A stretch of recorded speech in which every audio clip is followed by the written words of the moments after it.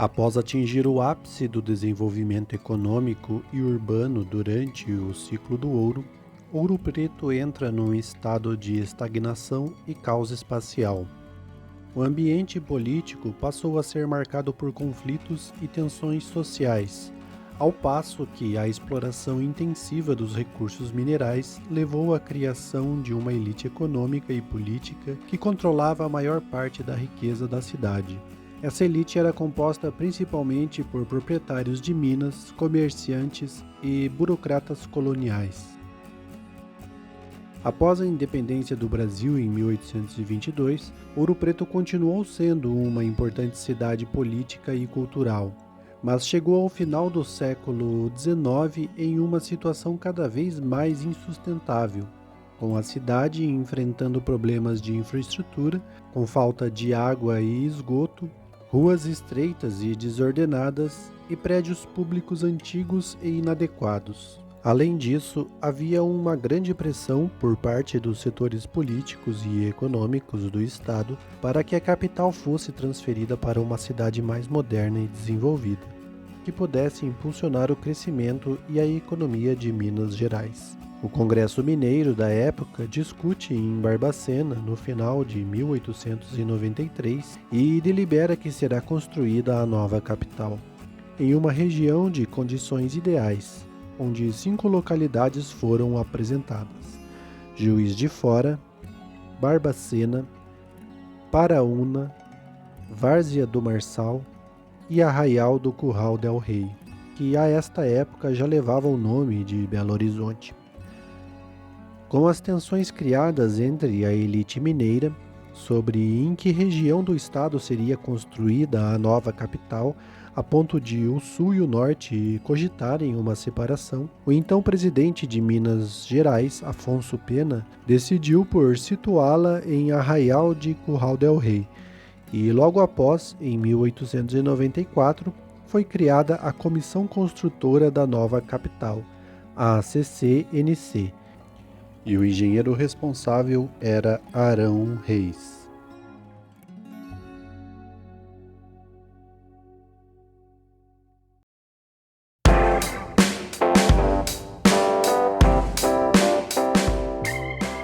Como já vimos em outros vídeos, o ideário de cidades ao final do século XIX era guiado pelas rédeas do saneamento e do embelezamento, e em particular no Brasil pelas linhas positivistas da ordem e do progresso, que conduziram o país à república e influenciou também na nossa concepção urbana.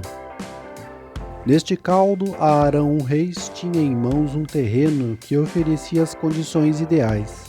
No centro do estado, a aproximadamente 100 quilômetros de Ouro Preto, o que facilitaria a mudança, acessível por todos os lados, embora circundado de montanhas, rico em cursos d'água, possuidor de um clima ameno, numa altitude de 800 metros. A área destinada à cidade parecia um grande anfiteatro entre as serras do Curral e de Contagem, contando com excelentes condições climatológicas, protegida dos ventos frios e úmidos do sul e dos ventos quentes do norte, e arejada pelas correntes amenas que vinham da Serra de Piedade ou das brisas férteis do oeste, que vinham do Vale do Rio Paraopeba.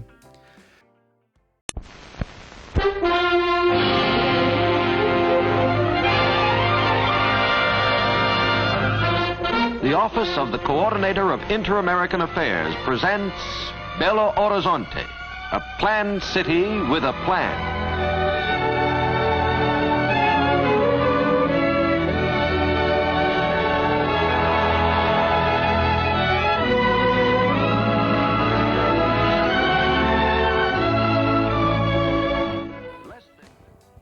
Era um grande vale cercado por rochas de variadas cores. Como diretrizes do projeto, Arão Reis não desejava uma cidade que se expandiria infinitamente. O conceito para a cidade era criar um centro urbano bem definido. Após isso, uma zona de transição chamada de zona suburbana. E após ela, a área rural.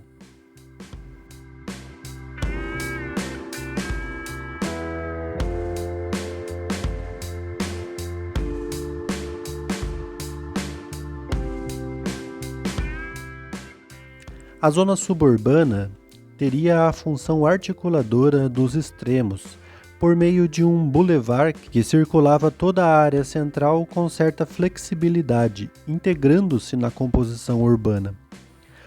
A nova capital surgia como um objetivo de criar a maior cidade brasileira do século XX, sintetizando as tradições urbanísticas europeia e americana, que predominaram no século XIX, aos moldes do que foi feito em La Plata, na Argentina, uma década antes, e fortemente inspirada nas cidades de Washington e mesmo na Paris de Haussmann.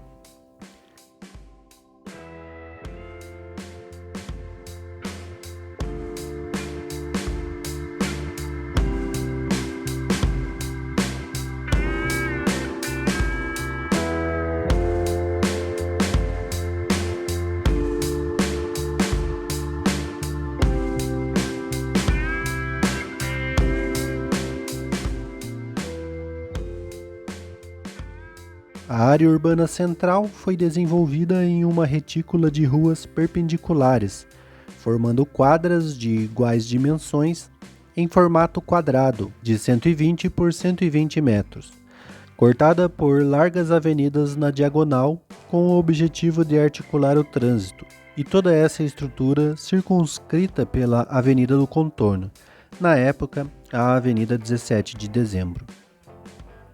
Nesta região seria implementada toda a estrutura urbana de transporte, educação, saneamento e assistência médica.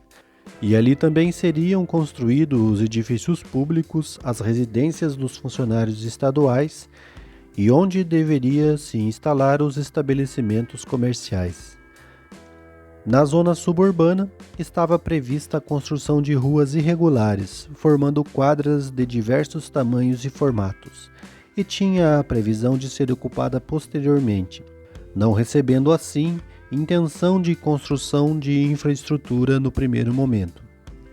A área rural seria composta por colônias agrícolas contendo diversas chácaras e teria a função de abastecer as regiões urbanas com produtos hortifrutigranjeiros, funcionando como um cinturão verde à cidade e também como uma forma de diversificar a economia.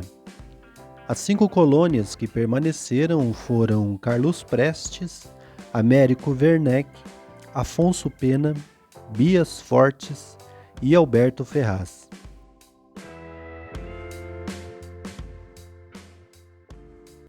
O Arão Reis, então, apresenta esse projeto com o conceito e um projeto básico para o início das obras da nova cidade, né, que seria chamada Cidade de Minas, e ele então começa a montar o canteiro de obra.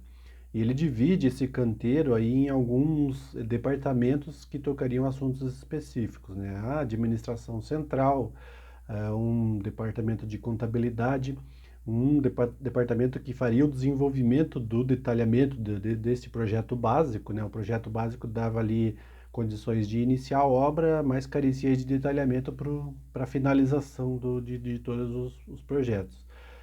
Então, neste departamento aí, ele continha uma área de arquitetura e de engenharia que cuidavam aí desses desenhos finais. Também tinha um departamento para sistema viário e um outro para cuidar da eletricidade da nova cidade. Como a gente viu, o foco todo era nesta área central, né, que eles chamavam ali de zona urbana, da área urbana, que era o núcleo, né, o centro ali da nova cidade, que seria Belo Horizonte. Então ali era focado todas essas obras de infraestrutura, sistema viário, edificações públicas. Inclusive, tinha um departamento também de edificações que elaborou ali modelos tipo de casas com essa tipologia arquitetônica baseada muito no estilo eclético, né? Então, vou deixar aqui um exemplo, né, básico de arquitetura eclética, daí do final do século XIX. E os funcionários que recebiam esses terrenos, né, para a construção de residências nessa área central, eles escolhiam um desses modelos e construíam ali a sua casa, fazendo ali algumas adequações de acordo com as suas necessidades. Assim eles tocaram a obra. Então a obra aconteceu numa frente em que A cidade antiga de Arraial de Curral del Rey era demolida e numa outra frente de construção da nova cidade, né, da nova infraestrutura. Então a paisagem foi se mudando irreversivelmente a partir do início das obras, né? Toda aquela cidade bucólica que tinha, que era na verdade um vilarejo, foi se transformando aí numa grande metrópole para os padrões da época. E a gente conseguia, no caso quem estava, né, no momento da construção, começava a perceber a diferença da nova cidade, né, uma cidade mais moderna, para a antiga capital de Minas, que era Ouro Preto. Uma vez que em Ouro Preto, a capital ainda então tinha muito daquela cidade colonial, com umas casas muito junto à rua, e a rua estreita, então, sem um tráfego muito grande de veículos, né? O que fazia com que as pessoas ficassem muito próximas, então o contato humano era maior e também o comércio era um pouco mais ativo na visão de quem contemplava essas diferenças de cidade. Mudando-se para a cidade já moderna, a cidade planejada, as ruas eram muito mais largas, com um tráfego intenso de veículos, né? E as cidades e as mesmas casas começavam a ser construídas ali, tendo ali um espaço, um recuo do alinhamento da rua. E as pessoas começaram a sentir esse isolamento, né? Que elas estavam mais isoladas do convívio público, de tudo aquilo que acontecia em Ouro Preto, né? Então, já foi o primeiro baque, a primeira percepção. E a gente começa, e a gente, né, fazendo um parênteses aqui no projeto de BH e entendendo a revolução que a cidade moderna trouxe, é exatamente esse. O contato público e a vida que a cidade proporciona para o cidadão começou a ficar cada vez mais distante, né? Então, quando os cidadãos ali se recolhiam para sua casa, eles acabavam ficando um pouco apartados, uma vez que nessa nova cidade moderna, também os terrenos de uma dimensão maior, as casas não eram construídas juntinhas umas das outras, como era em Ouro Preto, Mariana, Tiradentes, todas aquelas outras cidades ali do período do Barroco Mineiro. Isso começou a ficar muito evidente para eles e, né, para a maneira como a sociedade se comportava assim. Mas aconteceu também que a partir do momento que o Brasil se tornou república, oscilações políticas não pararam no país, né? Então não foi diferente naquele tempo. O Brasil era aí digamos, um bebê ainda em matéria de república, tinha 5, 6 anos, né, dessa aprovação, dessa mudança de regime, e teve oscilações políticas em Minas Gerais e o governo mudou. O que fez com que o próprio Arão Reis não concordasse com algumas diretrizes e acabou retirando-se do projeto. Ele, ao retirar-se, ele apresenta a planta finalizada com todo o detalhamento para a conclusão da cidade e apresenta ao novo governador e se retira do projeto, ficando então responsável pela conclusão da obra o Francisco Bicalho. O Francisco Bicalho até levou o projeto bem a sério, né, executando a maioria das coisas, com algumas alterações em posição de edificações, mas nada que impactasse a planta do Arão Reis, principalmente nesse núcleo central, que era onde estava mais dedicado os esforços, né? A parte de zoneamento urbano, ali da zona suburbana, no caso, acabou tendo a mesma atenção que o Arão Reis tinha, que era quase nenhuma, né? Tinha só um projeto de ruas irregulares, uns terrenos maiores, com essa finalidade de ser suburbano. Contudo, esses terrenos a gente vai ver mais à frente que eles acabaram sendo ocupados por trabalhadores, por pessoas que foram ali expropriadas do centro, em virtude desses terrenos mais na borda da cidade serem mais baratos, porque também não tinham infraestrutura que justificasse um preço.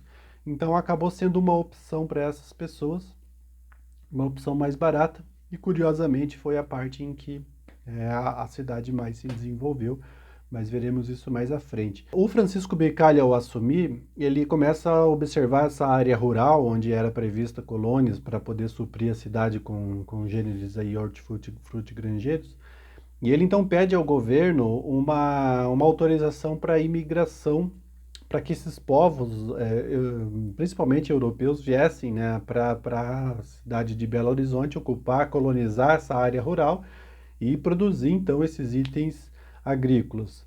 Então é liberado e a partir daí então que começa a vir essas primeiras colônias italianas que hoje são tradicionais em Belo Horizonte, né, dessa colonização, dessa imigração italiana, começam a vir e tomar conta aí daquelas 5 colônias que já citei anteriormente, e eles começam a desenvolver então também essa área, né, essa área rural aí da nova cidade, da nova capital que seria então Belo Horizonte.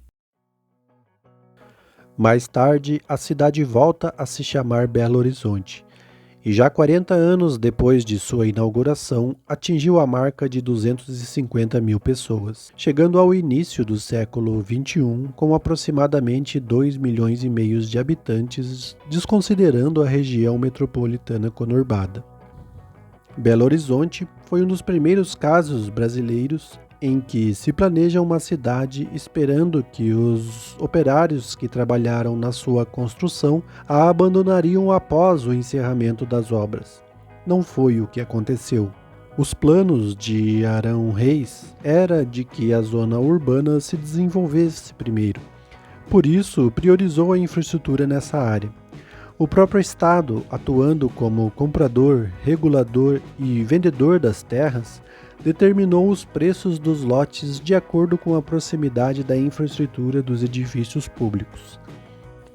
Assim, os melhores terrenos no centro agraciavam com concessões os funcionários do Estado e proprietários de Ouro Preto, a antiga capital, que tinham um prazo de até 4 anos para concluir a construção.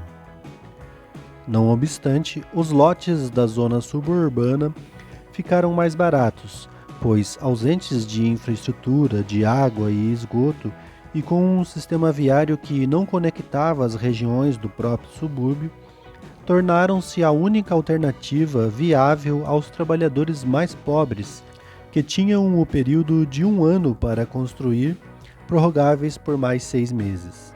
Mas ainda havia uma parcela mais pobre que essa anterior, que eram os moradores do antigo arraial de Curral del Rei, que foram expropriados e mudaram-se para um local mais elevado na margem oposta do Ribeirão Arrudas, onde futuramente seria a zona suburbana, antes mesmo que essa fosse planejada por Arão Reis, usando o dinheiro da expropriação, que não era suficiente para comprar um lote e construir uma residência nova na cidade que era edificada em seu antigo patrimônio. Com tudo isso, a região suburbana foi ocupada com uma velocidade maior do que a região central, porém carente de infraestrutura, que sobrava na área urbana, e pressionando cada vez mais os conflitos sociais da jovem metrópole brasileira. Outras intervenções vieram no futuro na cidade de Belo Horizonte, e possivelmente as trataremos em vídeos posteriores aqui no canal. Por isso, inscreva-se no canal Café Cidade, deixe o seu like. Obrigado por assistirem e até a próxima.